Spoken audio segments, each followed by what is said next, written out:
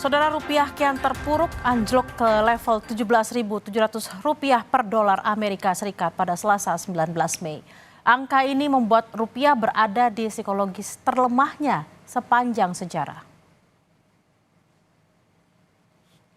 Jakarta Interbank Spot Dollar Rate, JISDOR Bank Indonesia mencatat nilai tukar rupiah terhadap dolar Amerika Serikat berada di level Rp17.719 per dolar Amerika Serikat. Sementara hari Senin 18 Mei rupiah berada di level Rp17.666 per dolar Amerika Serikat. Dan sepekan sebelumnya 12 Mei lalu saudara, rupiah berada di level Rp17.514 per dolar Amerika Serikat. Rupiah yang terperosok signifikan memicu kekhawatiran melonjaknya harga kebutuhan pokok. Sementara itu, Menteri Keuangan Purbaya-Yudi Sadewa membeberkan strategi agresif pemerintah, salah satunya dengan memutar dana Rp2 triliun per hari ke pasar obligasi.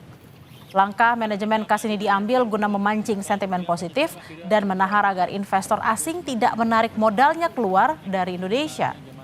Intervensi ini diharapkan dapat meningkatkan harga obligasi dalam negeri dan menarik minat asing.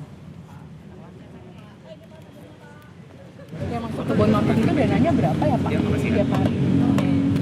Pengen tahu aja. Saya minta masuk 2 triliun setiap hari. Dananya dari mana aja bagi Pak? Pos anggaran apa?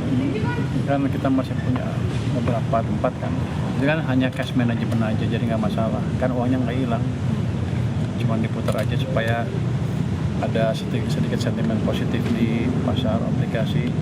Biasanya kalau sentimen positif di situ, biasanya asing juga ikut masuk dan rupiah cenderung terkendali. Kenapa? Karena uangnya nggak keluar.